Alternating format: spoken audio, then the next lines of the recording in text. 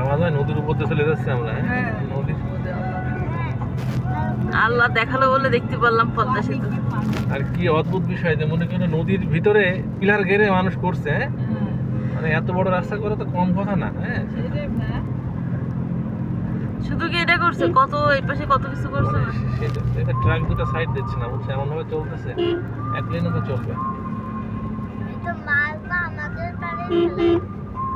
না না বলিস না সব, না না আল্লাহ আল্লাহ কর। রুশান আজকে পদ্মা সেতু বলে তুই জেগে থাকলি?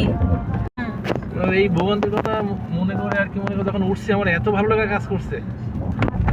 আর তখন আমার একটা কথা মনে পড়তেছিল খুব, আব্বু বলছিল এই কথা যে পদ্মা সেতুকে আমরা দেখে যেতে পারবো। আব্বু এই কথাটা খুব বলতো।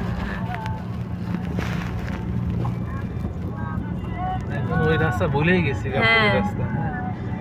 ইস রুশান আব্বু, ওই রাস্তাটা দেখলেও তোমার অন্তরটা দেখবে খা খা করবে, বলবে কি জাঁকজমক রাস্তা ছিল। পাশে ভাই সেই ইলিশ রান্না করে রেখে দিত, সেই পদ্মা সেতুর কারণে পুরো কানা হয়ে গেছে এবার। বলে দেখো